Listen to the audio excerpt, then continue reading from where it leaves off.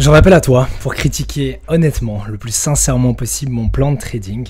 Dans cette vidéo, je vais te présenter du coup quel est mon plan de trading. C'est quelque chose qui m'a beaucoup été demandé et j'ai jamais vraiment fait de vidéo où j'expliquais ma stratégie, mon plan de trading, comment j'abordais le trading de façon générale. Et je me suis dit que ça pouvait être intéressant de te le partager, sauf que au lieu de passivement juste te montrer, ben voilà, je trade comme ça. Je vais te demander un peu d'aide dans cette vidéo. Si maintenant, après avoir regardé la vidéo ou certaines parties de la vidéo, tu trouves quelque chose à dire par rapport à mon plan, et je demande sincèrement des critiques constructives, pas juste c'est nul. Non, tu vois, genre, il y a une critique constructive où tu te dis, tiens, dans cette partie-là, tu devrais peut-être faire les choses comme ci, comme ça. Sincèrement, n'hésite pas à commenter la vidéo. Ça va énormément m'aider à m'améliorer par la suite parce que tu le sais peut-être, mais j'utilise cette communauté YouTube aussi comme un moyen d'accélérer ma courbe d'apprentissage, comme un effet de levier en fait véritablement pour m'améliorer. Bref, donc sans plus tarder, je vais direct aller sur l'écran. Bam, voilà, tout fonctionne bien, ça fait longtemps que j'ai plus utilisé ça, ça fait longtemps qu'on n'a plus été sur l'écran. Bref, je suis content. Donc, on va passer en revue mon plan de trading, chaque section. Ça fait longtemps que je l'ai plus lu honnêtement, donc c'est bien aussi pour moi, ça fait un petit rappel. Et alors à la fin, ben, comme je te l'ai dit, enfin si même pendant la vidéo en fait tu trouves des choses à redire, alors tu te dis ok là c'est un peu de la merde, tu devrais faire ça plutôt comme ci comme ça, n'hésite vraiment pas à me le dire. Ou alors si tu ne le mets pas dans les commentaires, n'hésite pas à soit m'envoyer un message sur Instagram ou sur le Discord, tous les liens donc sont dans la description. Ça va vraiment m'aider à m'améliorer et puis ça va nous permettre d'échanger, etc. Et puis pour moi ça m'aide à apprendre et puis pour toi ben, je te partage simplement du contenu. Bref, je commence tout de suite. Donc mon objectif, ça tu le sais sûrement depuis le temps où tu regardes mes vidéos, c'est de devenir un trader rentable cette année. Ce que j'entends par trader rentable, enfin professionnel rentable, ça veut simplement dire savoir faire de l'argent de façon consistante. Ça veut pas dire avoir des mille et des cents, ça veut pas dire avoir des fortunes, mais simplement savoir avoir un profit assez correct chaque mois et avoir une courbe de croissance qui monte et non pas qui stagne ou qui descend. Bien évidemment, j'ai conscience que c'est pas vraiment réaliste de se fixer un objectif strict, un objectif fixe, 100% ou quoi. Donc autant à l'époque, je me disais, ok, je vais faire X% par mois, X% par mois. Maintenant, j'essaye plus de me dire, ok, j'essaye simplement d'appliquer ma stratégie, qui est rentable, je pense, enfin par définition, et sur le long terme, du coup, ça devrait me rapporter certains profits. Donc, je me prête plus trop attention aux profits. Mon objectif, c'est simplement de me dire être consistant et être rentable, du coup. Donc ça, c'est pour l'objectif principal, on va dire. Donc ensuite, ah oui, petite parenthèse aussi, la manière dont j'ai structuré ce plan, du coup, ça se base sur... c'était une formation que j'avais suivie il y a longtemps. Honnêtement, ce plan, je l'ai fait il y a... Enfin, la première version était il y a longtemps, après je l'ai raffiné au fil des années. Mais du coup, ça vient de Christopher Williams. Si tu tapes sur YouTube Christopher Williams, ou peut-être si tu tapes Swag ici, SWAGGYC, tu devrais tomber sur sa chaîne YouTube. C'était mon mentor au début. J'avais acheté toutes ses formations pour plusieurs milliers d'euros. Bref. Mais donc, la structure, j'avais un peu suivi la sienne. Donc, du coup, voilà, je suis un trader intraday swing. Ça veut dire que généralement, je prends des positions intraday. Donc, j'essaie d'ouvrir et de fermer ma position dans la même journée. Mais parfois, du coup, ça m'arrive de prendre un swing. Bien évidemment, les motivations ou les raisons pour lesquelles je prends un intraday ou un swing diffèrent. Ça veut dire que si je prends un swing, j'ai des raisons swing. Si je prends l'intraday, j'ai des raisons intraday. Je ne vais jamais, par exemple, ouvrir un intraday puis me dire, oh tiens, je vais le laisser tourner plus longtemps. Non, si c'est un intraday, c'est un intraday. Si c'est un swing, c'est un swing. Ça, c'est une première chose. J'essaie de placer 1 ou 2 trades par semaine. Donc, tu vois déjà que j'ai plus une tendance au swing plutôt qu'à l'intraday. Tu me verras jamais prendre 3, 4, 5 positions sur une semaine. Je vais plutôt prendre vraiment une voire deux positions par semaine, avec un stop assez large. Alors là j'ai mis 15-20, mais ça peut même aller jusqu'à 20-30 pips. Du coup oui, désolé si tout est écrit en anglais, j'ai tendance à travailler en anglais, mais du coup je te le traduis là en direct. Donc un stop assez large qui me laisse un peu d'espace pour respirer, et pas que je sois là à tout prix avec un stop hyper serré qui est au risque de me faire stop out à chaque fois. Donc j'aime bien avoir un stop assez large, laisser courir mes profits, etc. Même si j'ai encore un peu de mal avec ça. Mais donc voilà, je l'ai écrit ici, mais donc j'ai pas envie d'être sur les graphiques 24 heures sur 24, et le fait d'avoir un stop assez large, ça me permet une certaine tolérance au drawdown. Donc ma position peut très bien aller un peu dans le rouge et puis repartir dans le vert. Je dois pas checker mes graphiques toutes les 2 secondes, donc ça c'est cool. 1 ou 2 bonnes entrées avec un stop assez large que je tiens pendant un jour ou plusieurs jours, du coup devrait me donner assez de profit pour valider mon challenge prop firm. Par rapport à ma prop firm, actuellement je suis à peu près à plus 2% sur mon compte, et mon objectif pour valider la première phase, c'est de faire 6%. Ça va bientôt faire 1 an que je suis avec ce compte là, donc je l'ai jamais fait sauter, mais j'ai jamais non plus réussi à passer une phase. Donc je suis à 2%, je dois atteindre 6%. Là j'ai encore une position short qui tourne sur l'euro-dollar, on va voir ce que ça donne. Mais donc globalement, ma cible de profit c'est 6%. Comme ça, ça te situe un peu. Et donc selon mes calculs, ma gestion des risques, etc., 1 ou 2 bonnes entrées par semaine devrait être largement suffisante pour valider un challenge en un mois. Je cherche pas nécessairement à rush le process et à valider les trucs en une semaine ou deux. Sincèrement, si j'arrive à passer une phase en 1 ou 2 mois, je suis content. Et avancer progressivement comme ça. Mon but principal, c'est d'être financé avant tout. C'est pas d'avoir le plus gros capital possible. Une fois que je suis financé, ça me mettra déjà plus à l'aise et je me dirai, ok, ben maintenant je peux gagner du revenu du trading. Donc le week-end, généralement, bon ça c'est plutôt un process, c'est pas vraiment mon plan en tant que tel, mais donc le week-end, je revois ma semaine de trading, je fais du backtesting si nécessaire, et je prépare la semaine à venir. Donc je trade essentiellement l'euro-dollar, donc du coup je prépare, je vais marquer les graphiques, comme j'appelle ça, pour la semaine prochaine, ok. Puis j'essaie de formuler un biais directionnel. Essentiellement, mon trading s'agence autour du fondamental, donc je vais surtout faire beaucoup d'analyses fondamentales, et j'essaie de formuler un biais pour la prochaine semaine ou les 2 prochaines semaines. J'analyse la structure sur donc mes unités de temps sur lesquelles je travaille, c'est le daily. 4 heures, 1 heure, et puis pour mes entrées, je vais utiliser le 15 minutes. Donc du coup, j'analyse, bon ça c'est un peu plus technique, donc je vais peut-être pas rentrer dans les détails, mais je vais aller vite fait après sur les graphiques pour vous montrer un peu comment je fonctionne.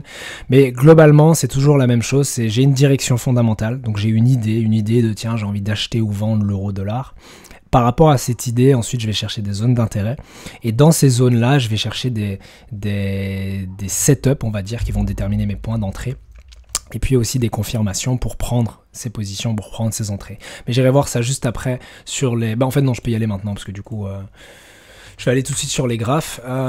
Du coup, hop, on va faire ça comme ça. Désolé si la vidéo est un peu random, j'ai pas préparé grand chose. Je vais vous prendre un graphique vierge, comme ça on peut travailler tranquillement. Je vais enlever tout ce qu'il y a dessus. Tchac. Voilà, donc c'est plus simple. Donc globalement en fait, je vais vraiment faire stratégie très très simplifiée parce que sinon on pourrait y passer 1 heure. Mais donc globalement je vais toujours commencer mon analyse technique, enfin mon analyse, d'abord j'ai mon analyse fondamentale qui va me donner une direction. Donc par exemple, ok, je veux vendre l'euro ou alors acheter l'euro, donc ça c'est mon analyse fondamentale. Une fois que j'ai fait cette analyse fondamentale, je vais analyser la structure du marché. Donc ça va être les hauts et les bas du marché. Je vais regarder du coup à quel moment il y a un changement dans le flux d'ordre du marché. Donc le flux d'ordre du marché, c'est assez simple. Alors je parle pas de l'order flow, même si ça veut dire la même chose, mais parce qu'il y a des gens qui vont analyser le carnet d'ordre pour avoir le flux d'ordre, c'est pas ça que je fais. Globalement, c'est simplement essayer de comprendre, ok, imaginons, voilà, tu es dans une tendance baissière, et tu vois que le prix remonte, et tu vois qu'ici, il casse le précédent plus haut. Ma façon d'interpréter ça, ça va être de dire, ok, on avait un flux d'ordre vendeur, donc à chaque fois les vendeurs rentraient sur le marché, et puis ici quand le prix remontait un peu, on a de nouveau de la vente. Par contre là, le prix est remonté à un niveau clé, on va dire, mais les vendeurs ne sont pas rentrés sur le marché. Il n'y a pas eu une continuation dans le flux d'ordre du marché, donc on a eu un peu une inversion du sentiment, et on part sur un sentiment plutôt acheteur. Et après on va essayer de voir, tiens, est-ce que quand le prix du coup redescend, est-ce que quand le niveau de prix devient plus bas, plus faible, plus intéressant à acheter, est-ce qu'on va avoir d'autres acheteurs qui vont rentrer sur le marché et changer la structure. Mais donc globalement c'est ma logique derrière l'analyse de la structure du marché. Je vais l'analyser en daily, je vais l'analyser en 4 heures, en 1 heure, bref je vais essayer de déterminer les hauts et les bas du marché. Par exemple ici, je vois que j'ai un haut sur 4 heures ici, je vois que j'ai un bas sur 4 heures. Bon, je le fais pas aussi simplement, mais comme je l'ai dit, je simplifie.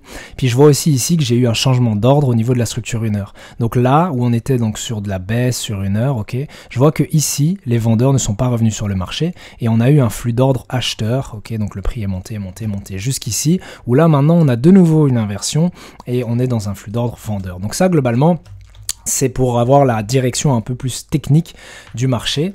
Et je vais essayer d'aligner ma technique au fondamental. Donc si maintenant, imaginons, je vais te donner un setup concret. Maintenant, par exemple, d'un point de vue fondamental, je cherche de la vente sur l'euro. Ce que je vais faire, c'est que je vais essayer d'aligner, enfin, c'est pas moi qui essaye de le faire, c'est les marchés. Si je vois plutôt que les marchés s'alignent d'un point de vue technique à la tendance de fond fondamentale, à ce moment-là, je vais chercher de l'achat. Donc par exemple ici, comme je te l'ai dit, mon biais fondamental est essentiellement baissier, ok, sur l'euro. Donc je vais regarder d'un point de vue technique, tiens, on est dans une tendance 4 heures baissière, ok, parce que du coup on a des hauts et des bas plus bas au fur et à mesure, ok, donc on a ceci quoi.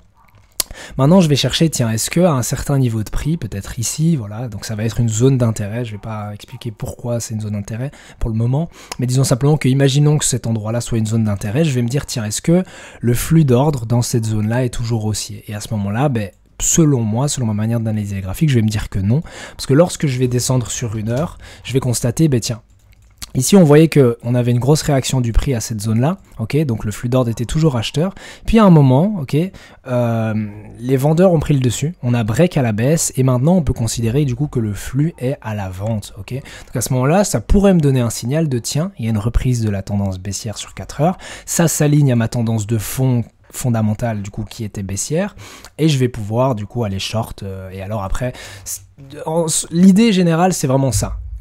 Après, bien évidemment, je vais raffiner, je vais descendre sur des plages de temps inférieures, donc des unités de temps plus petites, pour vraiment avoir le point d'entrée idéal. Mais globalement, ma décision quant à la prise de position, c'est ça. Donc pour revenir sur le plan, donc c'est vraiment ça que j'ai dit. Donc pour considérer un trade, j'ai besoin d'une zone d'intérêt sur une grande échelle, ok. J'ai besoin du coup d'une continuation dans le flux d'ordre. Donc en fait c'est vraiment tout ce que je t'ai expliqué ici. C'est juste que là c'est mis avec des termes un peu plus techniques, mais donc globalement pour considérer un trade, ok. Donc j'ai ma direction fondamentale, ok, baissière, donc je sais que je vais chercher de la vente. Je vois que la tendance, la grosse tendance sur 4 heures, elle est baissière, ok. Et donc maintenant ce que je vais vouloir, c'est trouver par exemple une zone d'intérêt, imaginons qu'elle soit ici. Je vais chercher à avoir d'abord un break à la hausse, donc une continuation dans le flux d'ordre à la hausse, et ensuite un retournement dans le flux d'ordre qui est baissier. C'est ce que j'ai eu par exemple ici sur 1 heure. On pourrait aussi raffiner et regarder sur 15 minutes, mais ici c'est ce que j'ai eu sur 1 heure. Et à ce moment-là, donc le dernier point, c'est il faut qu'il y ait une sorte de prise de liquidité. Ce que j'appelle une prise de liquidité, c'est pas nécessairement la notion que les gens utilisent dans toutes les stratégies qu'on peut voir sur internet. Ce que j'appelle une prise de liquidité, c'est simplement, imaginons, je sais pas moi, on soit ici en tendance baissière, le prix remonte, c'est ce qu'on a eu. Imaginons maintenant que sans raison fondamentale, le prix devait venir se casser la gueule, ben, il faut de l'argent pour ça. Il faut une vente massive, et pour qu'il y ait une vente massive, souvent il faut aller enclencher quelques ordres qui sont un peu plus hauts. Autrement dit, il faut vendre à des prix élevés. Et donc souvent ce que j'aime observer, hop, je vais clear tout ça, ce que j'aime observer, c'est par exemple, ok, je vais te donner juste un bête exemple, mais donc imaginons ici que les gens comme moi cherchaient à short le marché, tu vois, et imaginons qu'on ait observé des shorts ici, imaginons qu'on ait observé des shorts là. Ce que tu observes ici, tu vois, c'est qu'avec la mèche qu'on a eue, c'est vraiment un exemple tout bête, hein, mais c'est pour que tu comprennes, avec la mèche qu'on a eue, c'est que du coup, les ordres éventuels, je dis bien les ordres éventuels, genre hypothétiquement, s'il y avait des ordres placés ici avec des stops, ceux-ci ont été enclenchés pour ensuite voir le prix se casser la gueule. Et donc l'idée ici, c'est que ce que j'aime bien voir, donc une condition nécessaire pour exécuter une position, c'est globalement pas quelque chose comme ça. Donc imaginons ici, donc il y a un changement dans le flux d'ordre, ok, puis le prix revient, et puis il se casse la gueule. Ici, il n'y a pas vraiment eu de prise de liquidité. Il n'y a pas eu, comme je l'ai dit, des ordres potentiellement en attente qui ont été enclenchés. Ce que j'aime voir, par exemple, c'est une formation de structure, par exemple une range ou quoi. Souvent, quand tu as de la range, tu sais qu'il y a des ordres d'achat et de vente qui sont placés, avec des stops qui sont au-dessus et en dessous. Donc par exemple, ça pourrait être très intéressant. Comme ça, à ce moment-là, je m'attends à avoir une prise, ok, ici, et puis un break à la baisse, ok. Donc ça, globalement, c'est vraiment ma manière très simplifiée d'aborder les marchés, et peut-être que c'est peu poussé dans le sens où je pousse pas la technique trop loin, parce que ce qui va vraiment me permettre de profiter de l'action des prix, c'est vraiment le fondamental. 80% de ma stratégie, c'est le fondamental et la direction. Quand j'ai ça, après c'est juste une question de point d'entrée, mais donc tu remarqueras peut-être que dans ma stratégie, je raffine pas énormément mes points d'entrée. Vraiment j'y vais un peu, pas à la one again, mais j'ai mon idée globale. Comme je te l'ai dit, je prends des entrées avec des stops assez larges et je la laisse tourner plusieurs jours, voire même au-delà d'une semaine. Donc ça c'est pour considérer un trade. Après j'essaye aussi d'avoir des confirmations. Donc j'utilise surtout 2 indicateurs pour les confirmations. Globalement tu vois que là pour l'instant il n'y avait aucun indicateur, c'est vraiment du pure price action. Donc c'est vraiment juste les graphiques vierges tels quels. J'utilise essentiellement 2 indicateurs, tu en avais vu un quand j'avais ouvert, mais donc il y a les moyennes mobiles. Donc les moyennes mobiles, je vais les utiliser comme un indicateur tendanciel. Ça veut dire que si maintenant je vois qu'en daily, les moyennes mobiles sont croisées à la baisse, je vais considérer que la structure daily est baissière pour le moment. Si maintenant je regarde les moyennes sur 4 heures, même chose. Disons simplement que ça va m'aider à m'orienter dans la structure. Par exemple, ici, je vois qu'on a les moyennes qui sont toujours croisées à la baisse, ok, qu'on est dans une tendance 4 heures à la baisse, d'accord. Et je vois d'ailleurs que le prix rejette du coup ces moyennes-là et peut-être potentiellement va continuer à la baisse. Donc l'idée ici, c'est vraiment de les utiliser comme une sorte de confirmation tendancielle. Mais ça va aussi m'aider pour planifier mes entrées. Ça veut dire que j'utilise aussi parfois des moyennes de beaucoup plus court terme, donc par exemple sur des moyennes sur 1 heure ou quoi, parce qu'à ce moment-là, quand je vais voir par exemple un break du prix et un rejet ici de ces moyennes-là, ça va pouvoir être un signal en plus de me dire ok, là c'est le moment d'entrer. Le prix a break sous les moyennes mobiles, elles se sont croisées à la baisse et il la rejette. Donc ça aussi, ça peut être un indicateur de confirmation. Ce que j'utilise aussi, c'est le stochastic RSI. Je sais pas s'il peut s'afficher. Hop, c'est le stochastic RSI, donc j'utilise sur 4 heures souvent. principalement. Donc ça va simplement me permettre d'identifier les conditions de surachat et de survente, parce que j'ai remarqué avec le temps que souvent les hauts et bas du marché s'alignent bien avec le stochastique. Donc ça veut dire que quand on est à un creux de marché, ben souvent on est dans des conditions de survente, et quand on arrive à un haut de marché, souvent on est dans des conditions de surachat. Alors il fonctionne pas parfaitement, donc c'est pour ça que je l'utilise pas comme indicateur nécessaire. C'est pas par exemple, je vais pas me dire ok, ici je suis obligé d'acheter parce qu'on est dans de la survente. Non, parce que d'ailleurs tu verras que par exemple ici on était déjà dans de la survente, ok, si tu regardes ici, et pourtant le prix a continué à chuter d'une centaine de pips. Donc c'est pas un indicateur absolu, mais parfois si imaginons je vais short ici par exemple, ça pourrait être un bon exemple. Si je short ici, et qu'en même temps, donc pour des raisons autres que le stochastique, je vois que on est dans des conditions de surachat, ça va renforcer ma confiance. Peut-être que je vais pouvoir mettre une taille de lot un peu plus élevée au lieu de prendre un demi-risque ou quoi. Donc ça, c'est un indicateur de confirmation. Après, je vais utiliser d'autres indicateurs, enfin, c'est pas vraiment des indicateurs, mais d'autres petits éléments pour m'aider. Je vais utiliser les niveaux Fibonacci. Donc par exemple, si je vois que le prix ici, par exemple, donc je t'avais dit c'était la structure 4 heures, je vois que le prix rejette le niveau 50%. Ok, ici ça peut aussi être du coup une confirmation en plus de me dire ah tiens c'est un niveau plutôt solide. Je peux aussi utiliser des niveaux clés, donc par exemple les niveaux clés c'est les niveaux ronds, donc ici on a 1,08, 1,07, 1,06, puis alors tu as aussi les niveaux intermédiaires, donc 1,075, 1,085, etc. Si maintenant le prix rejette un niveau comme ça ou réagit à un niveau comme ça me donne aussi plus de confiance parce que c'est un niveau psychologique en fait, c'est un niveau clé. Donc ça va aussi être un élément. Je vais utiliser les supports et résistances. Bon après, les supports et résistances, comment j'interprète ça, c'est plutôt juste les précédents hauts et bas du marché. Donc ici par exemple tu vois qu'il y a un précédent bas, ok, à ce moment là selon moi ça va former une résistance potentiellement, donc le prix réagit, break, et quand le prix revient ici ça nous donne une résistance. Mais j'utilise pas vraiment le concept de support et résistance en tant que tel, disons simplement que je sais que les hauts et bas du marché vont former des niveaux clés auxquels le prix peut potentiellement réagir, donc c'est dans cette mesure là que j'utilise ces choses là. Après donc ça je l'ai dit, et les lignes de tendance aussi, je les utilise pas au sens strict, parce que par exemple ici, imaginons que tu veux tracer des lignes de tendance. Ce que j'aime pas trop avec les lignes de tendance, je vais nettoyer un peu le graphe, c'est que tu peux les tracer de plein de façons différentes. Imaginons ici, donc tu la traces, tu la mets, tu pourrais la mettre comme ça, et donc tu vois ici que le prix réagit, tente de break, et puis break finalement et réagit et break vraiment. Tu pourrais la mettre comme ça. Tu pourrais la tracer juste sur les deux points les plus bas. Ou alors on pourrait même la commencer là.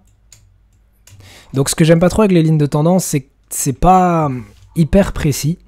Mais donc je vais vraiment les utiliser juste pour avoir une idée globale. Donc me dire ok bon ici j'ai pas besoin de te montrer que tu as clairement une sorte de canal qui monte et puis il y a un break. Ok, peu importe si tu mets ta ligne comme ça, comme ça, comme ça. Donc je les utilise un peu, c'est pour ça que tu les verras jamais tracées aussi épaisses. Généralement ça ressemble à un truc comme ça et je les mets très light, genre comme ça, juste pour avoir une mini indication. Donc ça c'est pour les lignes de tendance, ça va aussi m'aider à avoir une confirmation. Les fondamentaux forcément. Une corrélation avec le DXY, ça veut dire que parfois l'action des prix diffère entre le dollar et l'euro. Ça veut dire que là, je regarde l'euro face au dollar, mais tu as aussi le graphique du DXY qui, du coup, parle de l'euro. Ça peut être intéressant parfois de le regarder parce que l'analyse technique sur un graphique ici n'est pas la même que sur l'euro-dollar, sachant que les deux sont pas mal corrélés. Attends, je vais te remettre le graphique vierge. Sachant que les deux sont pas mal corrélés, c'est parfois intéressant de comparer les deux graphiques d'un point de vue technique pour se dire, tiens, est-ce que parfois il y a, par exemple ici, imaginons, il y ait une sorte de support, mais peut-être que sur le dollar, ce qu'on va observer, c'est un break. Alors à ce moment-là, on peut se dire, ah, en fait, l'élan est clairement au niveau du côté des vendeurs. En fait, ici, là où on pouvait se dire, ah, mais c'est un solide support, il faut acheter, ben en fait, si tu observes un break sur le DXY, tu peux te dire, bah en fait, non, l'élan est clairement à la vente. C'est juste qu'il y a eu un peu plus de résistance de la part des acheteurs sur l'euro et du coup on a eu un support qui s'est formé, mais globalement on est sur de la vente. Donc ça aussi parfois j'aime bien mettre les deux graphiques en lien. J'utilise aussi parfois les autres, je regarde avec les rendements, etc. Parfois on peut observer ça aussi, on peut observer l'euro qui s'apprécie alors que les rendements américains s'apprécient et le dollar s'apprécie. Alors là tu te dis qu'il y a une décorrélation entre les deux, une divergence comme on appelle ça, et tu te dis il y a un moment où l'euro va se casser la gueule. Donc ça aussi c'est un exemple.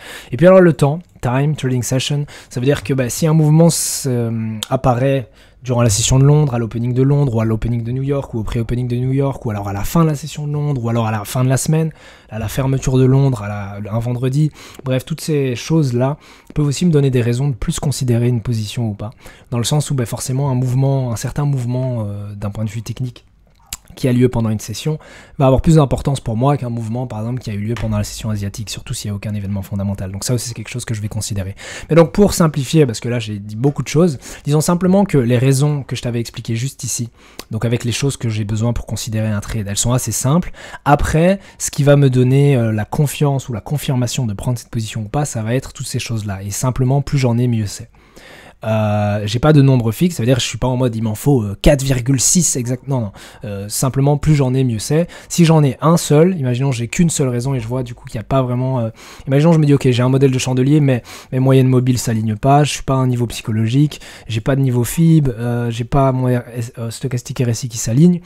Je peux peut-être quand même considérer le trade, mais disons alors que soit je prends un risque réduit, soit, en tout cas j'adapte en tout cas ma position pour être sûr de ne pas faire de bêtises à ce moment-là. Donc ça, c'est au niveau de, on va dire, ma prise de position.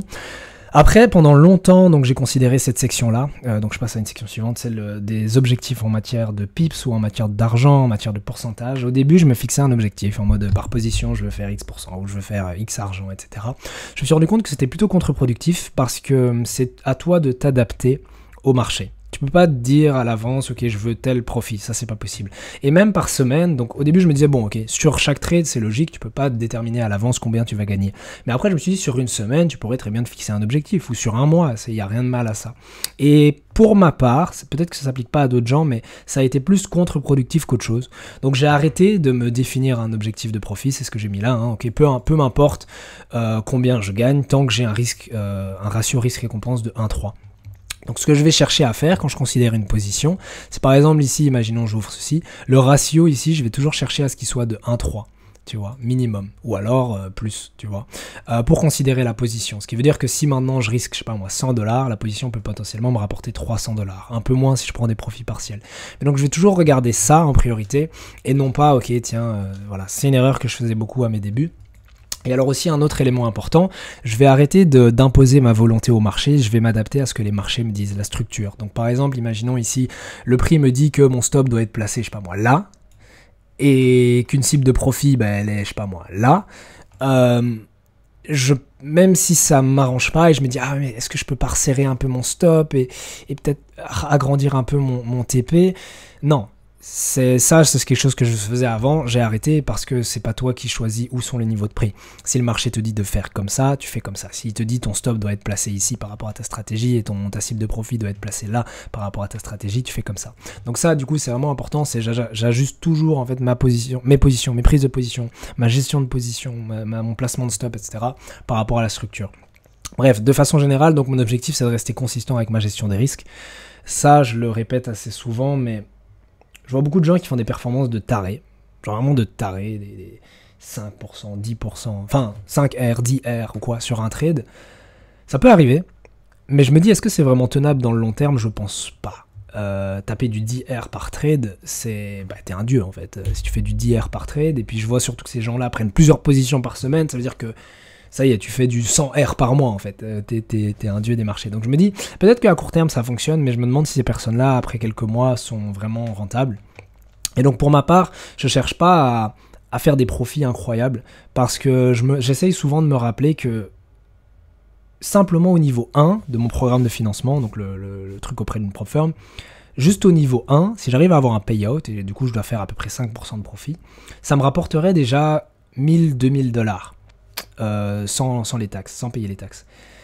Donc c'est déjà énorme. Je veux dire, si je compare mon mode de vie actuel à simplement avoir un payout de 1000 ou 2000$, et imaginons j'arrive à faire ça chaque mois, c'est génial. Donc j'essaye de rester concentré non pas sur les profits et les résultats, ça suivra par la suite, j'essaye vraiment de rester focus sur la gestion des risques. Parce que la pire chose qui puisse arriver, imaginons que tu sois dans ton challenge prop firm, t'es passé niveau 1, 2, et donc t'es un compte assez grand, tu vois, parce qu'au départ, tu démarres avec peut-être un capital de 100 000$, et puis ils augmentent ton compte. Donc imaginons que t'as un capital de 150 000, 200 000, 250 000. T'as travaillé pour avoir ce capital, ce serait vraiment con de faire sauter ton compte et de tout perdre et devoir recommencer à zéro avec les phases de test, etc. Donc ma priorité, c'est vraiment de garder mon compte. Je pense que ça s'est observé, parce que du coup, ça fait 1 an que j'ai mon compte auprès d'une prop firm, j'en ai jamais ouvert de deuxième. J'ai commencé avec ça et j'ai toujours celui-là et je compte pas le faire sauter. Donc j'ai vraiment une stratégie de gestion des risques prudente et j'évite, je crois que le maximum que j'ai perdu c'est moins 2% à peu près. Donc je vais vraiment chercher à minimiser mes risques. Ça va avec le fait de gagner moins forcément parce que du coup moins tu prends de risques, moins tu as de profit dans le sens où T'as des traders très agressifs qui vont risquer 1-2% par trade, et donc ils vont avoir des gains incroyables, ils vont faire du 4%, 6% par position. Comme je risque 0,5, parfois même moins, 2% par trade, ben, mon profit est moins incroyable, je vais taper du 1,5% par trade de profit, donc j'avance plus lentement, mais je suis plus serein dans le sens où je me dis, il faut que je mange une série incroyable de pertes, genre 10, 15, 20 pertes pour faire sauter mon compte, ça n'arrivera jamais, tu vois, ou alors c'est qu'il y a un gros problème psychologique, et à ce moment-là, je dois juste arrêter de trader pendant une période et prendre une pause. Mais donc voilà, juste... C'est pas une question d'argent, c'est pas une question de pips, c'est pas une question de pourcentage, c'est juste est-ce que voilà, c'est quel trade est-ce que je peux prendre, est-ce que ça respecte mon plan, est-ce que j'applique bien ma stratégie et garder un ratio risque-récompense intact de 1-3 idéalement ou plus. Donc voilà.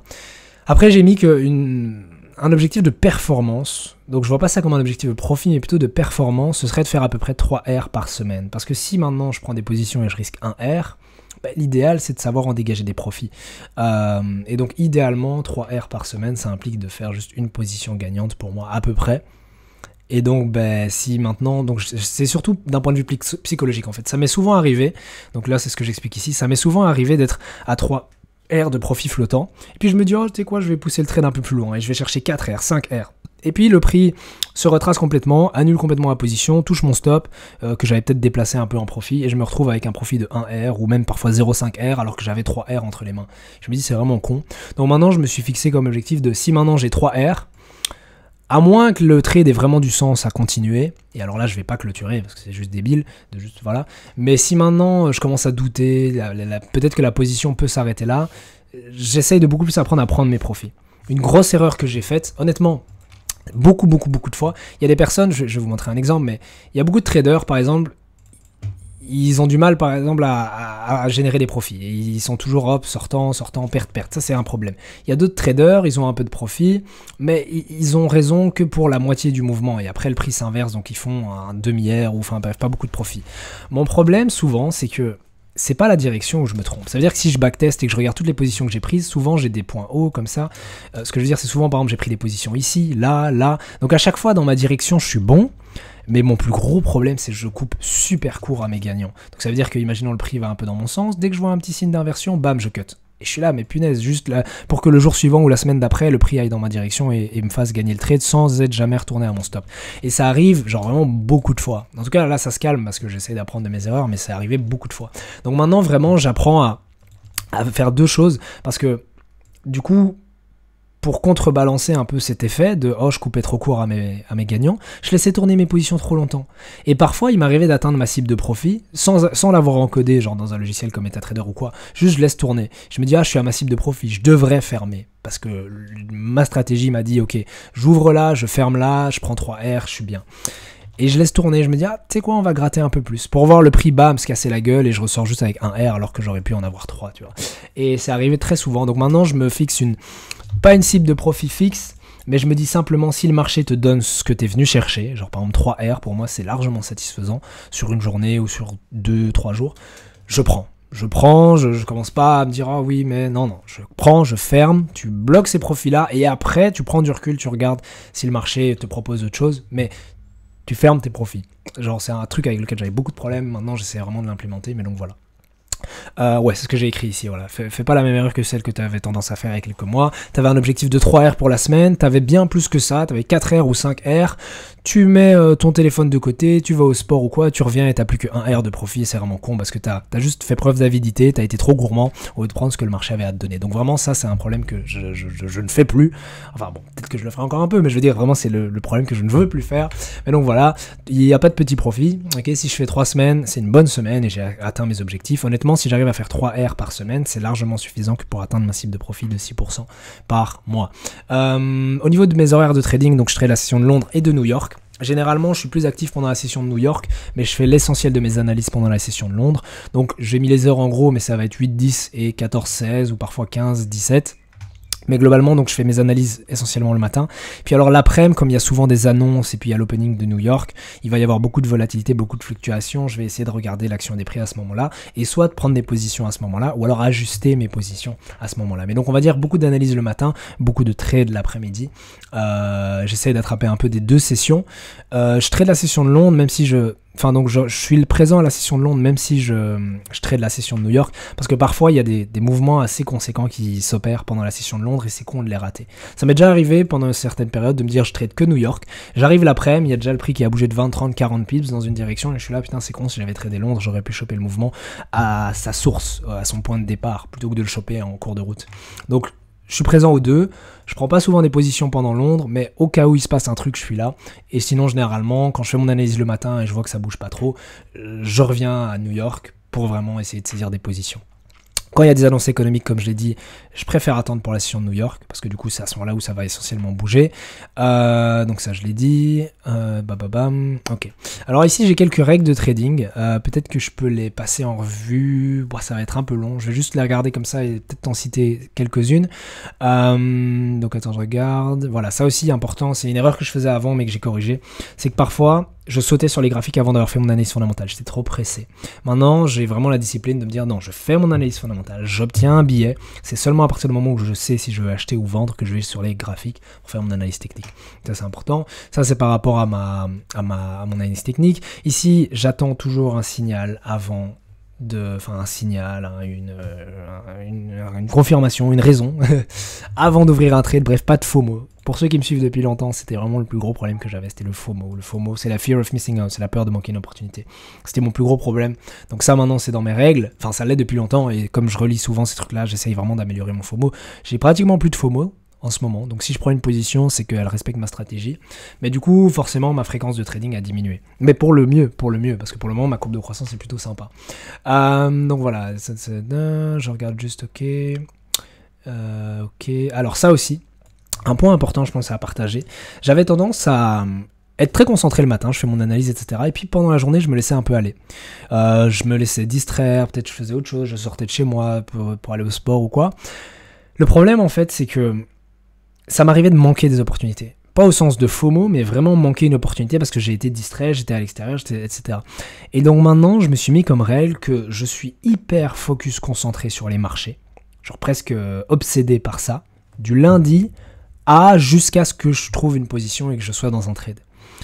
Et après, donc une fois que j'ai ouvert ma position et qu'entre guillemets j'ai automatisé ma gestion de trade, enfin pas vraiment automatisé, mais j'ai mes règles qui me disent ok, si le prix atteint tel niveau, tu fais ça, s'il y a telle annonce, tu fais ça, donc voilà, j'ai plus trop à réfléchir et je peux me laisser être un peu plus chill parce qu'à ce moment-là, tout ce que j'ai à faire, c'est respecter les règles que j'ai mises avant l'ouverture de ma position.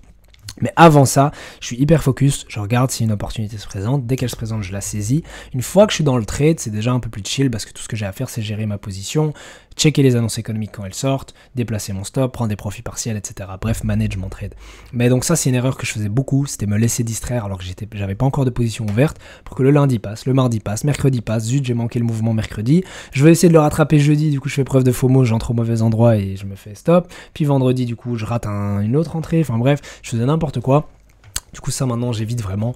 Voilà, j'attends le grand mouvement de la semaine. Je poursuis pas les petites tendances. Tu sais, je vois des gens parfois qui prennent des trades de 10, 20, 30 pips. C'est pas des positions qui m'intéressent. Généralement je vais chercher du 60 à 90 pips de profit. Donc c'est des grosses positions qui mettent du temps à se développer. Mais donc ça c'est dans ma façon d'aborder le trading. Alors c'est pour ça du coup que je suis un intraday swing. Parfois il y a des mouvements de 50, 60 pips en une journée. Parfois ça met plus de temps à se développer. Et pour des mouvements de 90 pips, de 100 pips, il faut 2-3 jours, parfois même une semaine pour que ça se développe. Donc ça c'est dans ma façon d'aborder les marchés. Je risque jamais plus que 1 R par position, enfin c'est logique du coup parce que c'est 1 R, mais je veux dire je risque jamais plus que, ici en fait j'ai un petit tableau. Alors ça je pense que tu pourras me donner des bons conseils là-dessus, parce que honnêtement ma gestion de risque et ma gestion de drawdown est assez à chier, genre pour être honnête. Ça veut dire que j'ai un capital de départ de 25 000 $. Si maintenant j'atteins 25 250 $, je passe à 0,5%. C'est vraiment très basique, et le simple fait de te le présenter à la caméra, je me rends compte que c'est peut-être même trop basique et qu'il me faudrait une gestion des risques plus appropriée. Mais je vous avoue qu'à ce niveau-là, je suis un peu perdu et je sais pas trop quoi faire, mais bref. Disons simplement que donc, quand je suis en profit, j'augmente mon risque progressivement. Donc si maintenant je dépasse le seuil de 25 750 $, je vais passer à du 1%. Et à l'inverse, si maintenant je passe en drawdown, enfin si je passe en négatif sur mon compte, donc imaginons que je tombe en dessous des 25 000 $, alors je vais diminuer mon risque par 2 et je vais prendre 0,25% de risque. Mais donc mon risque de base, c'est 0,5%.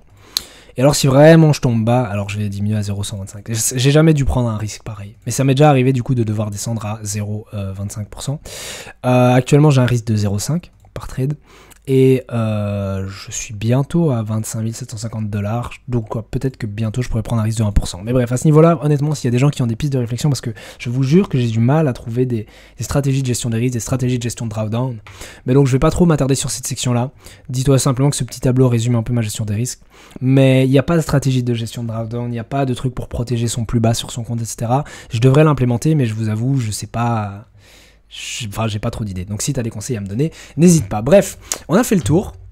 Là maintenant tu vois un peu comment j'aborde le trading, tu vois mon plan. Bon, j'ai essayé d'aller un peu speed, tu l'as peut-être remarqué, j'ai parlé assez vite dans la vidéo. C'était pour pas que la vidéo dure trop longtemps. Mais globalement, tu as tous les éléments de mon plan de trading. C'est pas plus compliqué que ça. Bien évidemment, chaque point, si je devais l'expliquer et le détailler, je pourrais le faire, dans le sens où tout n'est pas présent dans ce document. Le but, c'est vraiment que ce soit un document simplifié que je peux relire régulièrement. Mais donc voilà, comme je te l'ai dit en début de vidéo, je serais vraiment curieux que tu me fasses un feedback, que tu me dises, si tu as un niveau assez avancé en trading, ce que tu penses de ce plan de trading, que ce soit au niveau de la structure, que ce soit au niveau de ce qu'il y a dedans, peut-être qu'il manque des choses, tu vas me dire, ah mais tu devrais intégrer ça dans ton plan de trading, peut-être intégrer, je sais pas moi, la raison pour laquelle tu trades, ou peut-être intégrer, enfin bref, ou tes objectifs dans la vie personnelle, en dehors du trading, qu'est-ce que tu vas faire avec l'argent du trading, etc. Peut-être que des gens vont me dire que ce serait intéressant de rajouter ça, ou bien si dans les choses que tu as vues, il y a des choses à changer qui sont mauvaises ou qui peuvent être améliorées ou que toi tu fais différemment, n'hésite pas à me partager ça, ça va beaucoup m'aider. Après ça, du coup, dans quelques jours, je regarderai tous les commentaires et j'essaierai d'améliorer mon plan en fonction de ça. Mais donc voilà, j'espère que la vidéo t'a plu et sur ce, on se dit à la prochaine pour une prochaine vidéo.